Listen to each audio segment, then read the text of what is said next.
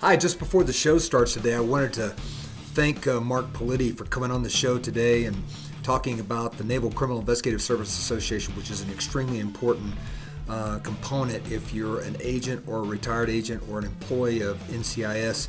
It is something you should consider joining immediately because, you got scholarship opportunities, you've got all kinds of perks that go along with being a member of the Naval Criminal Investigative Service Association. So any new agents out there, anyone who is prospective employee of NIS, once you join, you have the opportunity to join NISA. I highly encourage it. Our new president, Mark Politi, who is on the show today, is going to talk about some of the things, some of the goals that he wants to get done this next year by working with the active agency with some very important people like former director Mark Kluge and President Politi, who will go to meet with the director to see how we can become involved and help the active agency in anything they need be done. And I know that the director is a proponent of NISA, as he has told me and he has told many others with the Naval Criminal Investigative Service Association. So I hope you enjoyed today's podcast. Please leave your likes and comments. Leave your comments below. Like and subscribe. Anything you can do to help the channel, well, we sure do appreciate it. So enjoy President Mark Politi. Hello again, everybody. This is Lee Clements with NCISA Reports from the Field. Pleasure to have Mark Politi, who is the current president of the Naval Criminal Investigative Service Association, on the podcast today. Mark had a great career with NCIS. He was hired by NIS in June of '85. He retired in November of 2008. He went to multiple offices around the world, from Brunswick, Maine to Pearl Harbor, where he retired. We're going to talk about a lot of things today, but Mark, I'm so happy that you're on the show today.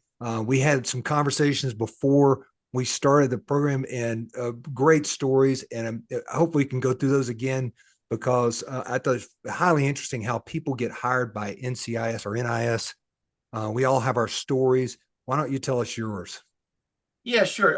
Thanks so much for having me, Lee. It's a pleasure to be here, and I appreciate all the work that you're doing with the podcast and bringing some exposure to NCIS and the association. So thank you for that. Yeah, man. But yeah, just as we were speaking earlier, I was mentioning that, I don't know how many people have an opportunity to actually tell their story, to an audience. But this is something that, I kind of always had an idea of, it would be nice to do. But again, just as it relates to NCIS and how I got started with NCIS, it kind of goes back to the beginning days. I remember being around 15 or 16 and feeling a compelling energy to make a difference with my life. And it was I started to think seriously at about the age of 17 about going into the military. And so, as I was mentioning before, I decided that the military was a great way to serve. So back then, in those days, we still had the draft, and I remember you at the time you had to be, or you could apply for the draft up to 30 days before your 18th birthday. And I remember being on the steps at the Selective Service Administration about a half an hour before the doors opened on the 30th day before my 18th birthday. And so I did. I applied for the draft and got my draft card. And so then I went down and had a conversation with a recruiter at the Marine Corps recruiting station in New York. And I started the process, getting tested and doing the physical. And I remember I hadn't told my mother about any of this. So one day the phone rings at home, and my mother answered it, and it was the recruiting sergeant looking for me on the phone. Well, my mother just laid into him like there was no tomorrow. Don't you call here again. He's not going into the Marine Corps. And it went on and on and on. So she she gave him a piece of her mind about me going into the Marine Corps, which she was not going to have any part of. Yeah. Long and short of it, that we had a nice long conversation, and she convinced me to go to college instead of Marine Corps. No, that's great. So anyway, I did. I ended up uh, well, going back again, as a kid, I played a lot of baseball, starting with Yeah. Little League and going up through Babe Ruth and high school. And then when I went to college, I played college ball at the Staten Island Community College for 2 years. And then I had a good friend who was even a better baseball player than I was, Eddie Wallace. And we played together through high school, and also in a men's league after we graduated high school. Now, Eddie went to Franklin Junior College in Franklin or Springfield, Massachusetts, up that way anyway. And so when he finished his junior college, he transferred to Springfield College, Massachusetts. And I transferred from Staten Island Community College to Westfield State College in Westfield, Massachusetts, which is only about 20 minutes away from Springfield. Well, we was in the playoffs, Eddie and I, back in Staten Island during the fall season. I should say the fall season, and so I would just drive over to Springfield, pick him up, and then we drive back to Staten Island to play in our Sunday morning playoff games in New York.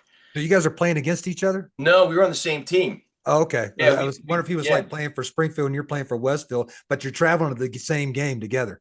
Yeah. See, we were just that was a men's league in Staten Island. We both went to different schools in Massachusetts, but they were very close, which allowed me to go and, grab him and go back to Staten Island so that we could play in the games. And the interesting thing is we were like the 8th and 9th players. Otherwise, we'd have lost by forfeit if we didn't drive back from school, to play in that game. But anyway, so this was when I was at Westfield State, and I also played ball there during the fall season at Westfield. Now, at Westfield, they take their baseball very seriously, and so they have a tradition of naming a rookie captain. The veteran players will name a rookie captain, and I got lucky and they named me as the rookie captain. Well, unfortunately, I wasn't able to finish the season because, as I was saying, they take their baseball very seriously there, and you have to go to practices and games, and a lot of times I had to cut classes to do that stuff. And so I wasn't getting a scholarship. There were no scouts knocking on my door to sign any contract. So I had to talk with I remember his name, Coach Ken McGarian, and he understood. So I left the team, and that was pretty much the end of my college baseball career. But I have to ask you a question. As I looked at your page, your Facebook page, I think I saw a picture of you playing at Yankee Stadium with a Mets jersey on. Yeah, yes.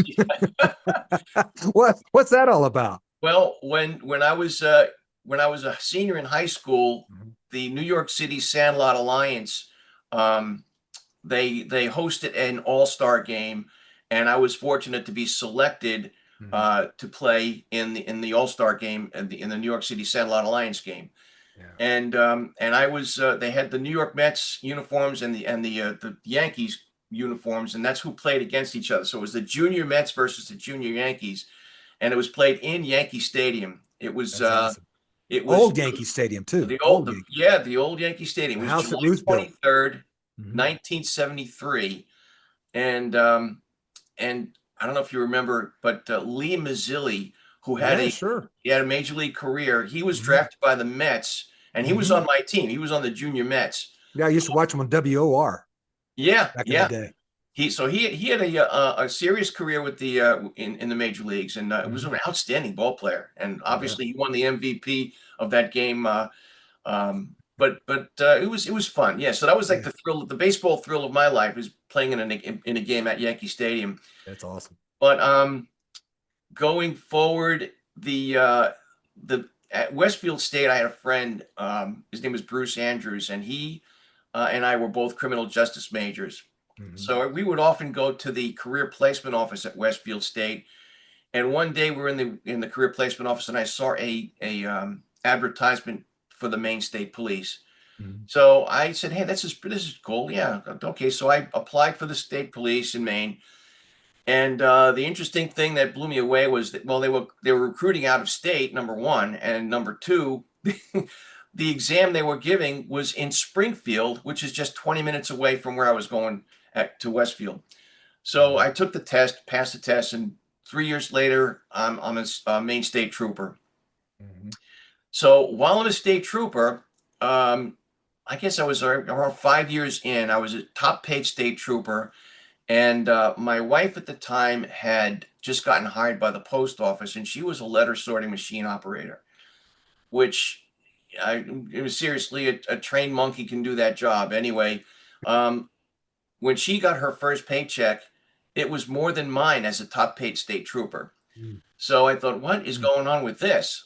mm, And mm, so mm. anyway, shortly thereafter, I saw an article in the Bangor Daily News, and I saw that the Maine State game wardens were hiring. And I remember Bruce Andrews from Westfield. He'd always talked about being a game warden. So I called him on the phone. Hey, Bruce, you still interested in being a game warden? The Maine wardens are hiring. So he said, hey, Mark, thanks so much. But no, I just got hired by NIS. So I said, Bruce, you got to tell me, what the hell is NIS? He said, oh, yeah, it's the Naval Investigative Service. And he tells me the whole story.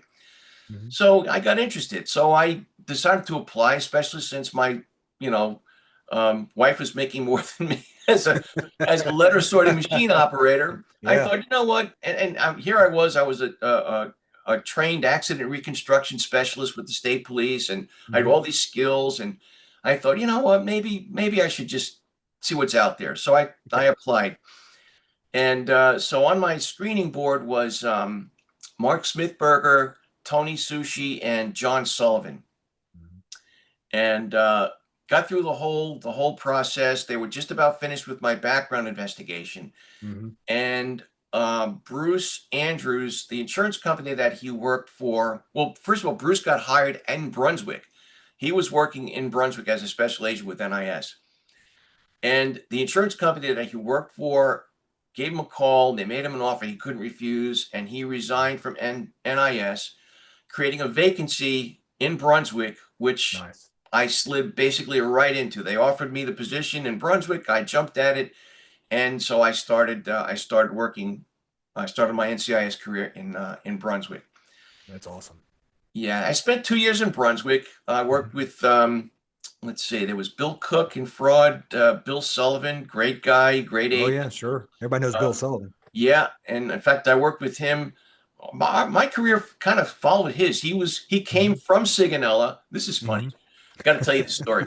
When Okay. I was in Brunswick, Bill Sullivan was on his way transferring in to Brunswick from Sigonella. Mhm. So Bill gets to the office, and I'm his sponsor. Okay, I'm Bill's sponsor. So Bill gets to the office. We're introducing ourselves, as on his first day at work. We shake hands. He looks at me in the eye and says, hey, didn't you go to Westfield State College? I said to myself, no. I said, yeah. He said, weren't you on the baseball team? I said, yeah. He said, I was on the lacrosse team. I said, wait a minute, Bill. So Uh, anyway, when he showed up in Brunswick as an NIS agent at the time, mhm. Yeah. he had a mustache and short hair. Okay. When he was in college, we're going through the yearbook now. He's showing me his Sure. yearbook. Yeah. He's got long hair and no mustache. And I said, yeah, I remember you. So we would cross each other in the locker room when I was playing baseball and he was playing lacrosse at Westfield State, and he recognized me immediately. Mhm. I'm telling you something. Bill Sullivan was an outstanding investigator. Outstanding. He Oh had a yeah. memory like a steel trap, and he had instincts like nobody's business. He was Sure. amazing, and I learned a lot from him Mhm. as an investigator. God bless him. Yep. But anyway, so yeah, it's small world, and how the dots connect. Yeah, I got to know Bill when he was at DC when he was in 23, Uh huh. and he was a fiery individual. Yeah. I never worked for him. I think my wife actually worked for him at one point, and I just remember he was intense. But as you said, a great investigator. I think he retired in Hawaii. Yeah. Yeah, but just a great guy too. So Yeah. Yeah. yeah. So we stayed close. We stayed close friends. I mean, we had that Mhm. common denominator as Westfield State, and so he came from Hey, Mark, Sigonella. real Yeah. real quickly, you know, Westfield State's put a lot of guys into NCIS. I mean, you have Mike Devine, I think, was a Westfield State guy. I think Tim Dennehy also. Yeah, it's amazing. I mean, Mike was from Springfield, Massachusetts, and Uh-huh. he was my first roommate back in Oh, San Diego. And I know he'd gone to Westfield State for his undergrad. He finished at Sam Houston State. So, yeah, um, yeah, cool. interesting. My roommate at the State Police Academy was a Westfield State graduate too, Mike Ledger. Wow, So amazing. yeah. So anyway, Brunswick was good. From Brunswick, I went to Sigonella, which is where Bill Sullivan had come from, and did 2 years in SIG as an FCI agent. And the funny thing is how I got to Brunswick. I mean, sorry, Uh-huh. how I got to Sigonella. Uh, I I Yeah, wanted to go to Japan, so I put in a transfer letter. And yeah. back then, Lee, if you remember, Mhm. transfer list came out, willy nilly. Any Yeah. day It was of the like every transfer on a list would Friday come out. afternoon. Yeah, there'd be like 6, 7 names on a list, and nobody knew. So all of a sudden, I got the bug. You know what? I'd like to try going to Japan. So I put a letter in to go to transfer to Okinawa. Mhm. And forget who it was that called. Oh, it was Brian McKee called Oh wow. the SSA at the time, and the guy in charge of Brunswick after Smithberger left was Bob Hellbach. Okay. So Bob gets a call from headquarters, and he calls me and says, "Hey, Mark, got headquarters on the line. They want to know if you want to go to Sigonella." So I'm like waving my arms and I'm shaking my head. Oh no, I don't want to go to Sigonella. So Bob, immediately, the next thing out of Bob's mouth is, "Yeah, he'll go." I'm like, And that's how "What?" transfers happen. And that's how I got to Sigonella. But anyway, Hmm. I was a crim agent. I had no interest whatsoever in FCI, and they sent me to FCI school, and I went there as the FCI agent. And I'll tell you what, it was 2 years. I had a broken arm, 3 car accidents. Santa Claus didn't get there in time for my kids.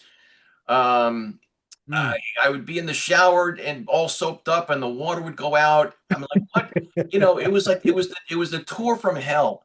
I couldn't wait to get out of there. But it was. Oh I my mean, goodness. I worked some good cases there, and I made some great friends. Sal Monaco, Oh, of course. Joe Emanuel, rest his soul. Yeah. Great people.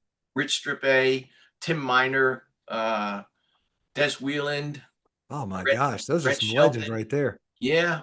John Zotto, John Zotto. Joe Wow. Pizzino, Lou Cosentino. Oh my gosh. Not Cosentino was there with you too. Yeah, yeah, Oh, yeah. oh Lord. This is so funny. Louis couldn't wait to transfer from SIG. So I had a little bit of writing skills. So I wrote up one of those bogus gens that you send from office to your own office. Yeah. So I wrote this gen canceling his transfer because of the Graham Rudman Hollings budget cutbacks, and I made it sound like so headquarters official.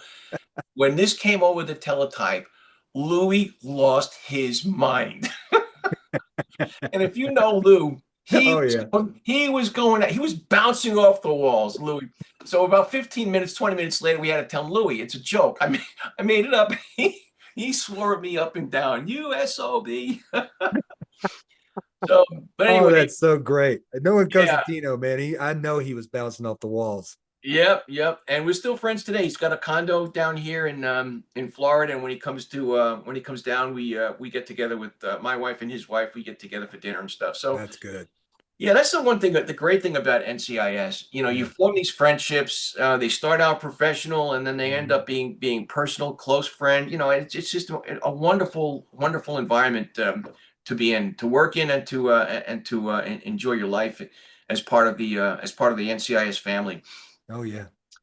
So, Most definitely. but yeah, so I had a good career. I mean, I went from Sigonella to New York. I was in New York for 5 years. I worked some great cases there. I can imagine. Um, drug operations with NYPD. I worked 2 years undercover drugs. We made a ton of arrests, made a ton of seizures, and it goes back to my early idea of wanting to make a difference. Yeah. And if you can't make a difference being a state trooper or an NCIS special agent, you're doing something wrong. Sure. So I was fortunate. I was able to, get some things done, have some accomplishments, and Hmm. feel proud of the work that I was doing.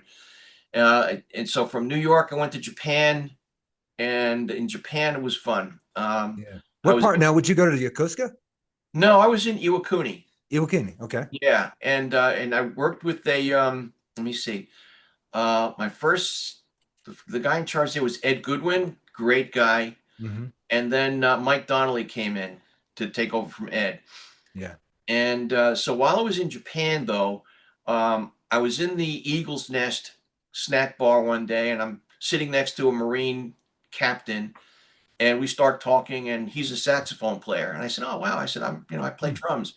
So he said, "Oh, really?" So he had this friend, a Japanese friend that he had been kind of jamming with in Hiroshima. So he said, "Hey, Hmm. come up to Hiroshima with me and bring your sticks and stuff.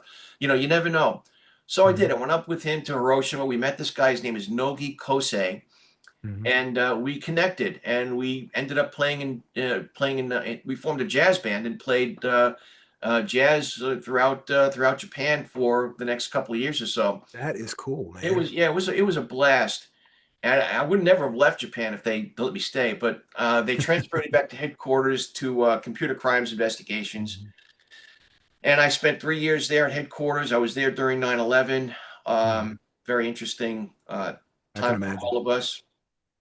And then from headquarters, I went to Hawaii. They Hmm. advertised a position in Hawaii, and I thought to myself, I'm never going to get this job. I mean, it's Hawaii. Everybody and his brother wants to go to Hawaii. Sure. Lee, I was the only one that put in for the job. No, nobody Amazing. wanted to go to Hawaii. I don't know, maybe Amazing. because of because Beautiful. it's Yeah. expensive or whatever. But I was the only one to put in for it, and I got it. So I spent my last 7 years with NCIS in Hawaii, doing a bunch of stuff there. And then in 2008, I retired. So after retiring, you say to yourself, okay, well, I think I made a difference. I think I did some good. Yeah. Now what? And so I at the time I had no idea that we even had an association until I got a Yeah. phone call from Diana France, who was at the Okay. time the secretary treasurer of the association. Hmm. And she introduced herself to me, and she told me about the association and how the first year is free. And so we had a nice long talk about, wow, I didn't know, this is great. So I Yeah. asked, well, is there a chapter in Florida? She said, well, there used to be some years ago, but Hmm. it disbanded. There's a lot of people that live in Florida. So I said, well, what would it take to start it back up? She said, well, just Hmm. let me know, and I'll reactivate. So anyway, I did. I reactivated the Florida chapter, and we've been going strong since 2009. I think is when Yeah. we finally stood up the chapter again. Hmm. And so as as time wore on, let's see, I got asked to, I forget who was the vice president at the time, but he resigned from the association. And while I was president of the Florida chapter, Blair Gluba and Neil Robbins asked me if I would consider stepping into the VP spot uh, Sure. for the association. I said, yeah, sure. I'd love to do that.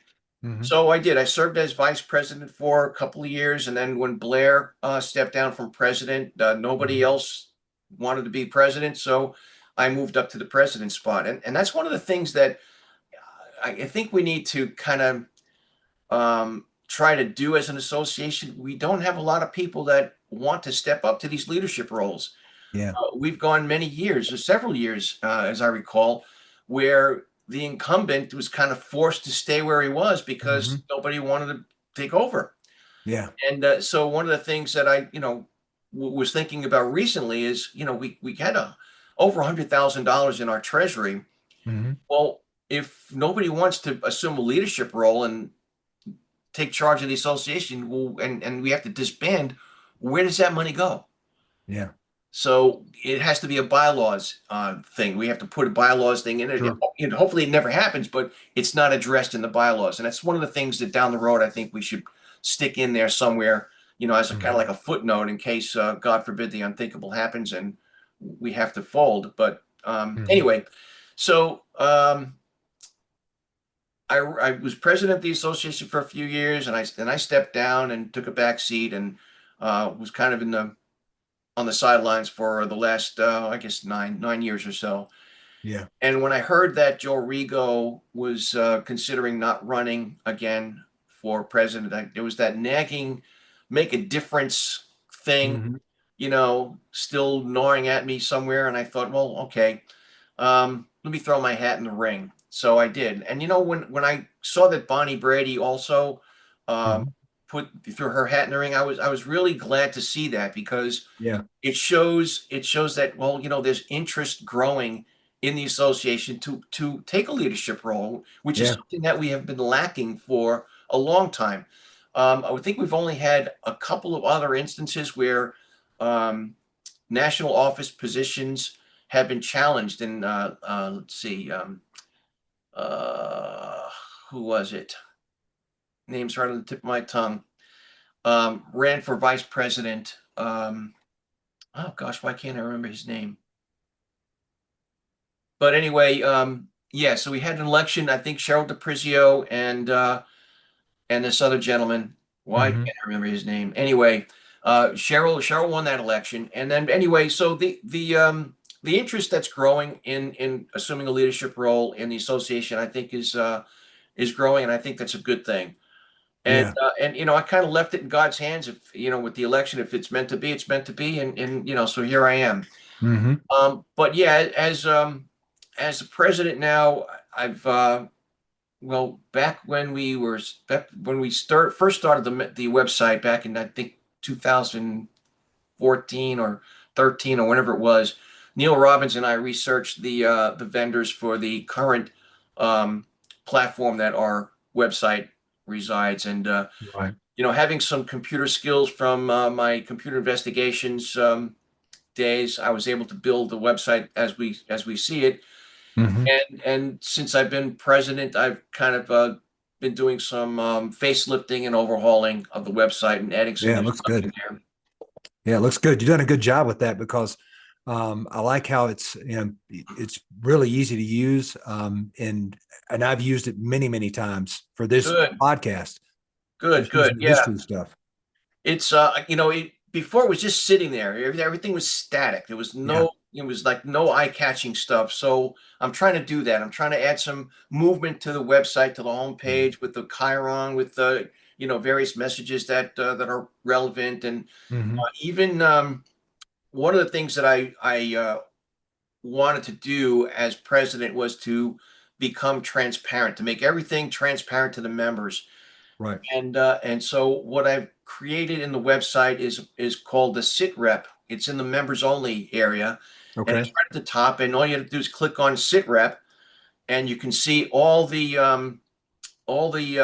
actions that the officers have taken to further our goals, and Hmm. the initiatives that we're proposing, and things like that. So that's available for all the members to see what the leadership is doing, Hmm. which is something I think is important. I want to be transparent for the membership, so they know that, hey, they're getting their money's worth, Yeah. with this Absolutely. leadership. So that's one of the things that I wanted to make to stress anyway, was Yeah. was transparency. And so let's see, going down through my goals and stuff for the association, some of the issues that are facing us, Mhm. I think everyone is aware of, is the growth. Yeah. Um, in the last 11 years, Lee, we have had pretty much almost the exact same number of members in Yeah. the last 11 years. Virtually no growth. Yeah. So basically, attrition, as you know, we're getting older and we're passing away, and for whatever reason, people just decide they don't want to be members anymore. Yeah. Attrition has pretty much kept pace, or even outpaced in some years, our growth. Yeah. So we need to kind of address that head on. And one of the things Sure. that I'm doing in that sense is, well, one of the first things I did last time, when I was at the when I last I was at president, Hmm. I created the referral program, which is, you bring in a new member, a new paying member, you get Yeah. your a free year of membership. And so that's been in effect. And from speaking with Neil Robbins, who Mhm. God bless him and his workhorse, the workhorse that he's been for us, uh, Yep. he says that there's people that are making referrals, and so that program is apparently effective. Yeah, Which I've used it many times when I was rehired as an annuitant as the training officer for Camp Pendleton. I had two or three young, new agents, great, and that's and that was one of the things that I hope to see when I was the training academy in at FLETC. I would promote NISA as an organization and why it's a benefit to them. It's right? networking, it's scholarship opportunities. There are so many things that you can benefit from by being a member. I'm hopeful that your upcoming meeting with former director Kluge and now director Lopez, gets some interest back in the active employee roles. So hopefully that'll happen. Yeah, yeah. In fact, that's the main thrust of the proposed meeting that we're hoping to get. And I'll address that in a second. But Yeah. the other things that we want to uh, talk about is the revenue and bringing in revenue. Because we have a scholarship program Mm-hmm. that we award 4 times a year, or not 4 times, 1 time a year to four award winners, and it's Mm-hmm. $1,000 each. And that hasn't increased since the very first scholarship that we've given. It was 2015, I think, Yeah. or not. It was either 2009 or 2000. No, it's 2009. Sorry, Mm-hmm. 2009. That's when Bob Robbins became the chairperson of the scholarship committee. Right. And so yeah, so it's been $1,000 per award ever since then. So if we wanted to raise the amount Mm-hmm. of scholarship, we kind of can't because um, our expenses are equal to our income, which Right. brings, we have basically Lee, I don't know if you know this, but more than 1/3 of our members don't pay dues. Really? More than 1/3. I think it's 345 members or 349 members Mm-hmm. do not pay dues for under various, age exemption Okay. or spouses, Well, their we need spouse. that growth. We need that growth of the new active agents and active Yeah, employees of NCIS. yeah. Yeah. So one of the things that I'm trying to do is create some additional revenue by advertising. Yeah. We have there's going to be two full page advertisements in the upcoming Gold Shield that's coming out this month, November, probably any day now, I guess. Yeah. Sure. But it'll be in November, and one of the sponsors is called Mideo. It's MIDEO, which stands for My Informed Decision on Video, which is a card that you carry. You can put it in your car, in your wallet, magnetize it to your refrigerator. Mm-hmm. It's got a QR code that all you do is you put your phone to it, and it has a video of yourself explaining um, what your advance directive wishes are. So if something were to happen and you can't speak for yourself, your doctor can go in your wallet and see that card, and he can hear you telling him what your wishes are. Oh, that's interesting. Yeah, That's very interesting. and it's covered by Medicare. Most of us Mm-hmm. are Medicare eligible by now, so it's something I think that people should really be taking advantage of. Mm-hmm. And Most definitely. Yeah. the other thing, the other advertising is something called the Infinite Banking. I'm sorry, it's called Bank on Yourself. Mm-hmm.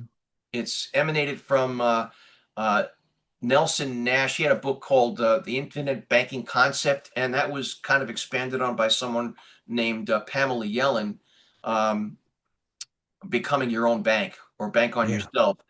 And basically, that is it's a strategy where you use the cash value of your whole life insurance to fund various expenses, various, pay up, car, buy a car, whatever you want to fund, Yeah. you can use the cash value in your whole life insurance policy. And instead of paying the bank back on a loan, you pay yourself back. Right. And that's only if you want to. Bank is not gonna forgive. If you miss a payment, the bank's gonna come after you. But you don't have to pay uh, yourself back if you don't want to. If you can't for whatever reason, and if by the time if you still have a balance that you owe on your policy loans, Mhm. when you pass away, the the um, uh, the death benefit pays the remaining balance on the loan. So That's interesting. it's a really interesting strategy that a lot of people, it's little known. A lot of people should really look into and take advantage of. Yeah. But well, along those lines, I'm also trying to. I put the word out to Mary Jones, Vice Mhm. President, and Rafi Mhm. Kasici, who's our new Secretary Treasurer, for uh, putting out to the executive board. To create an advertising committee Yeah. of people that would go out and find sponsors who would purchase space in a magazine and on the website for additional revenue. So that's another thing that we can do.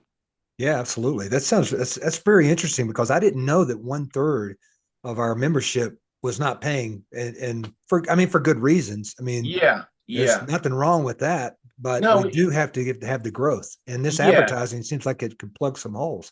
yeah, definitely. It definitely adds. I mean, there's so at $300 up for a page, it's $600 in this of revenue added to the Hmm. treasury just on this magazine by itself, and then we just get started. So if we get 10 sponsors, that's 300, that's $3,000. 20 sponsors is $6,000. So we can do some things with that extra money, scholarship wise, if Right. need be.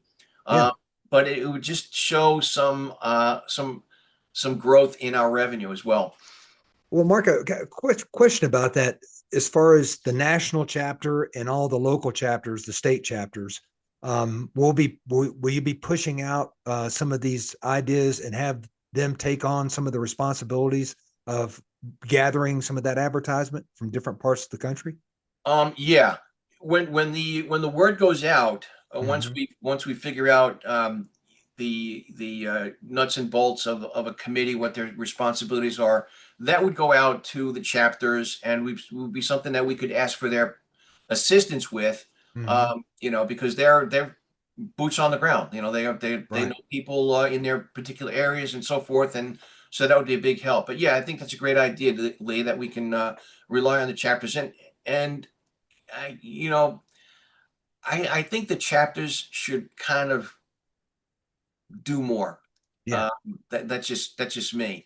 Yeah. We have our meetings and such, but I think I haven't heard a lot of liaison between chapters and local NCIS offices or field offices. I haven't heard a lot Mhm. about it, and it's certainly not Yeah. being reported in the chapter news when the magazine comes out. So that's Sure. something I want to encourage the chapter leadership to take on if they could uh, do a little bit more reaching out to their local Yeah. NCIS affiliates, and that would help in the long run. I think Yeah. I establishing absolutely. relationships. Absolutely agree. I've been a part of three chapters now: Georgia, Arizona, and California. And I know the California San Diego chapter is just phenomenal. I mean, of course, they've got a lot of my old bosses and stuff like that. Uh-huh. Uh, they've got some senior, obviously, individuals in that chapter, and they're able to get Pendleton and Naval Station in San Diego to Right. participate in some of their meetings and kind of talk about what the agency is doing and what's going on. Right. And that would, I think, with the local chapter here in Arizona, we only have a few people, so we don't have any contact with any other than possibly Yuma.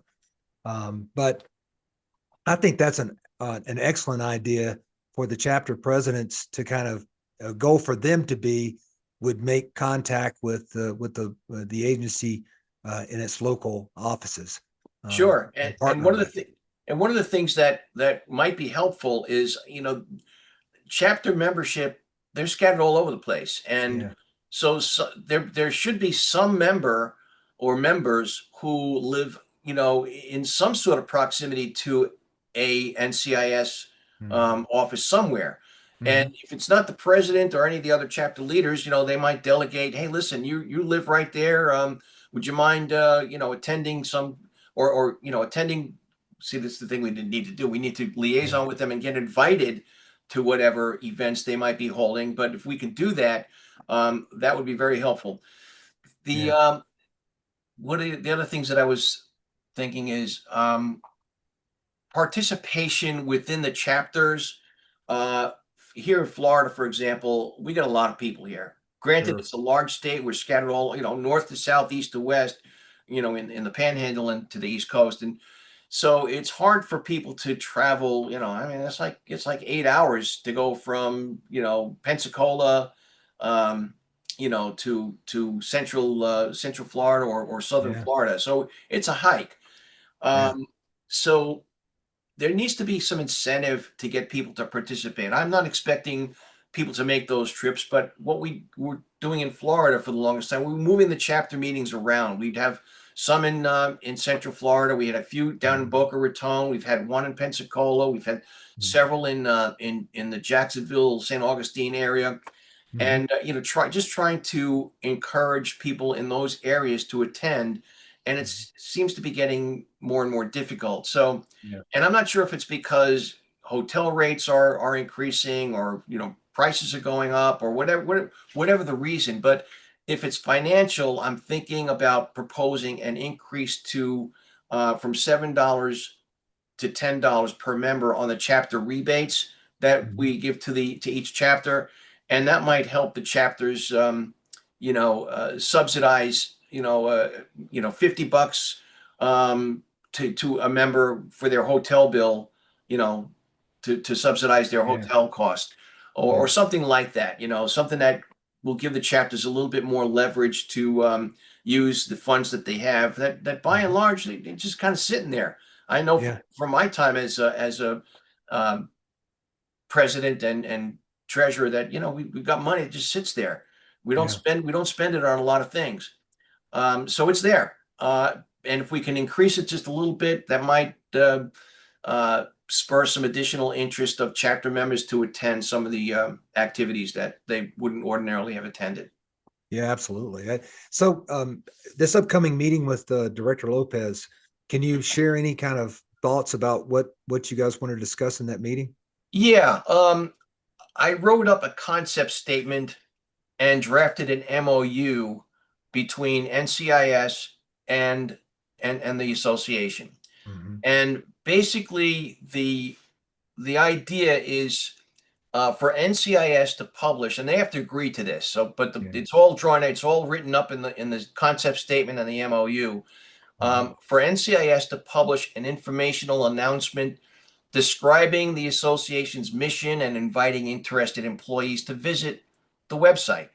Yeah. And so, if that's an internal thing coming from them to their employees, one of the other things that would be part of that is to have an official voluntary opt-in opportunity Mhm. for current employees who want to learn more about NISA, and they can Mhm. voluntarily register for a complimentary courtesy membership.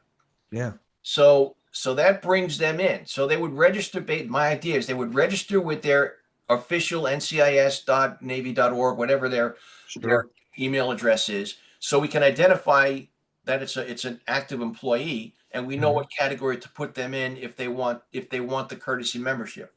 So Yeah. once they register and become a courtesy member, and they start getting dripped on with the things that we can put out to them, then we're not going to give them access to everything that a regular member has, but they'll have a taste of what Sure. of what we're about. And eventually we're hoping that that taste will let them, give them the idea that maybe they should upgrade to become a full paid associate member, and that would Right. help, and that would kind of like leg in to a strategy to increase our membership, doing it Yeah. that way. That's great. It's some great ideas. I, that's what one thing that I've excited about is getting connected with the active agent corps Yeah. again. Like we used to have the NIST quarterlies. Uh-huh. Used to come out that mostly Right. was part of, you knew what was going on in the agency. It was just stories. Hey, this Yeah. is this is an interesting case that was worked in Norfolk or wherever. And I used to love reading those things, and I still read them today. Historically, it's great stuff to talk about the organization, and would Sure. love to see some of that kind of the implementation of kind of like this is what's going on in the active agency in the website. Yeah, exactly. And another thing that we spoke of at the reunion, which was outstanding, by the way, it was Yeah. great job by the reunion committee, put an outstanding reunion together. Kudos to them. But we're developing a poster, um, a recruitment poster that we're going to, as long as we can get Director Lopez to sign off on it and approve it, that we want to mail out to each and every single NCIS office worldwide. Right. And the poster will be intended to stand up in or be posted up in their break room next to the coffee machine or something where Sure. they can read it. I mean, every single agent and employee would now have access to an advertising poster Yeah. recruiting, hey, this is what's available to you if you, join. The wording is going to be worked out, but we have that in the works. And uh, I'm working with Mary on the design of it, and we're going to try to put some cool photos on the poster that lets them know, hey, we're a fun organization. We have good times, and Yeah. camaraderie is just something that would enhance the message of the poster. Absolutely. It's funny because when I was at Camp Pendleton, people would ask me about, I would talk about NISA when new agents would come in. I would talk about NISA and what it is, what the goals are at the time. And, it was funny.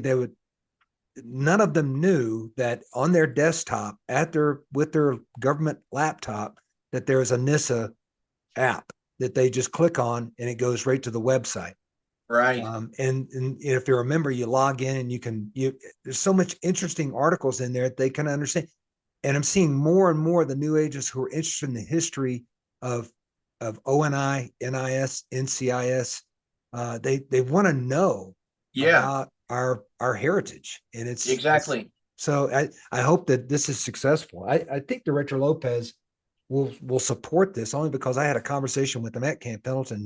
He's always been, hey, what can I do to be more connected? So hopefully Yeah. this will help. And with Mark Kluge also, having a relationship with him, and he's in contact with him, and so having him be part of that meeting with me, hopefully we can get them to agree to it. Mhm. um Hopefully we can get something established. Now, the what I what I did, and I'm kind of used to getting turned down for things, for various reasons. So what I did in drafting the concept paper and the MOU is I put chapter and verse for every single privacy is concern and ethics concern. I basically took all the wind out of their sails for turning this thing down. You know, Yeah, uh, and great. I didn't want them to say, well, according to DOD directive. I said, well, no, I covered that one. Well, according to, no, I covered that one too.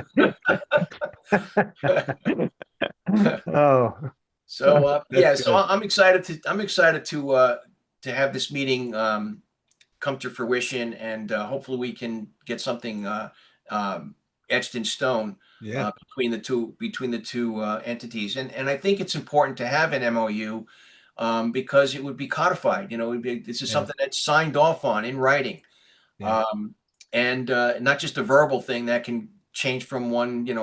But of course, the MOU is cancelable by either party. sure. It's in the writing, but at Yeah, least it's there. That's yeah, you got a signature, you got the rules, the regulations, the what's expected, and it's written down. So and this is something that if they agree to, we can work on it and massage it and finalize it and get it out there, and maybe do some good with it. yeah. Well, that's exciting stuff. I mean, just that alone, having that meeting with Director Lopez is the beginning, I think, of a fresh start with a relationship, and Yeah, hopefully it will pay benefits. yeah. Hopefully, yeah. That's the Yeah. idea. And I guess there was another thing that was brought up at the reunion, and this is kind of something that I had thought about on occasion over the Mhm. years, and that is to form a like an NCIS Association Foundation, which Okay. is something that the FBI has, and they use the foundation to fund a lot of their different programs. Um, Granted, they're outbound facing, but one of the programs that they fund with the foundation is their scholarship program. Mm-hmm. And so if we could form a 501c3 Mm-hmm. NCIS Association Foundation Mm-hmm. and fund our scholarship with sponsor funding, that would relieve a kind of a big financial burden on the regular treasury, that sends that money to the scholarships. But again, Right. it's something that we need to form an exploratory committee to look into it and research it and make sure that everything would be above board. Yeah, I tell you, that's exciting stuff. That's an interesting concept. These are concepts that we've never explored before, I don't think. And this should be an interesting time to do that. Yeah, and that's one of the things I'm excited. Lee, Yeah. I have to tell you, I was hoping to get elected because I had all these ideas, racing around in my head, and I was Yeah. hoping to get elected so that I could start, putting things in motion and get some things going. Yeah, I hope so. That's some great stuff. That's exciting stuff for the future of NCISA and NISA, as we call it. And so, when I think about it's kind of this fresh start with you and Mary and the rest of the staff, executive staff there for NISA. Um, I'm very hopeful that these can come to fruition. And I'm really excited about having that relationship with the active agency that we Right. all know and love. Yeah, that's a priority. That's got to be priority number one, right out of the gate. Well, geez, Mark. Well, listen, I know we've been on probably for an hour or so, or a little bit more than an hour. Anything else that you want to just talk about before we conclude this? No, just that I'm excited about the future. I'm excited about the next reunion being Yeah. organized by Rich Clunan and Mhm. company, Sarasota, Florida. Sarasota. Yep, Mhm. I'm excited about that. We're gonna talk. We're gonna talk this next reunion up so that we'll have a great attendance Mhm. at the next reunion. So I'm excited about that. I'm excited about the things that we have in the planning stages for the association, and just I'm excited. That's all I can Yeah, say. I'm good just really stuff. excited about what's ahead for us. Well, I'm excited for your leadership and the things that you're doing already. Some of the stuff that you put forward is just ideas that you and Mary have kind of looked at and kind of come up with. I think it's great stuff for the future of NISA, and I'm excited. I'm looking forward to Sarasota, Florida, because I think that's going to be a good reunion. I missed this last one because Kathy and I were in Italy, but Oh, we're definitely going to be at the next one for sure. yeah, yeah. I saw some of the pictures you posted. Good for you. Yeah, yeah, we had this dream of having a farmhouse in Italy, so we're going to Nice. sell out in Arizona, and we're going to move most of our stuff to Alabama because they have favorable tax implications, Uh-huh. and then we'll move most of our stuff to Italy. So we'll Now, see how it do goes. either of you speak Italian? Yes, Kathy's better than I am. I'm probably, if I was going to grade myself 1 to 5, I was probably about a 2.5. I Okay. can understand it quite a bit, but I have a hard time responding a lot of times. Uh-huh. She covers me most of the time. So Well, good for you. Yeah, yeah. that's great. So So when do you think you're going to be going out there? well, we're trying for 2026. We're Okay. hopeful that our house will sell here in Arizona, and then we'll move all of our stuff to Alabama, and then basically the two dogs, the cat and Kathy and myself will move to Umbria, where we've got 3 properties that we're very interested in. So we'll see how Nice. it goes. Now, is that going to be full time? That'll be we will apply for a visa. We'll call it an elective residency visa. It's a Uh-huh. new retirement visa there. If you move to certain parts of Italy, it's a 7% tax rate. They have a tax treaty with the United States. Okay. So you file taxes twice a year, but you just basically take everything you pay to the Italians, you take off your US taxes. Wow. So Good so deal. it's favorable tax implications and cheaper living. And as you know, as you've lived in Sicily, it's a little bit slower way of living. Can Hey, be. Lee, my first 83 days in Sigonella, I gained 18 pounds. The food is delicious. I mean, the times I've been down there to Sicily, and I loved traveling to Catania Uh-huh. and meeting with the guys down there. Yeah, So many legends down there in Sicily, right. at Sigonella, and you're right. I mean, it's easy to gain weight there in Sigonella for sure. Beautiful place. Yeah. But anyway, listen, Mark, it's been great, man. I really appreciate you coming on the podcast to talk about NCISA and talk about some of the stuff in your career. I'll give you the last word. Anything else you want to put forward? Well, Lee, it's been a pleasure. I thank you from the bottom of my heart for giving me the opportunity to appear on the podcast and to share some of the things that my story and some of the things that I want to do, have done, and want to do, and continue to do to make a difference. And hopefully, we got a lot to look forward to. Well, it's a great story, and you had a great story and a great career, and just love hearing the old stories, and some of those names are just legends. So Yeah. anyway, thanks for coming on, man. We'll hopefully, and looking forward to hear what happens with the meetings that you got going. Okay, Lee. You take care now. Thanks again. All right, man. See you. Bye bye.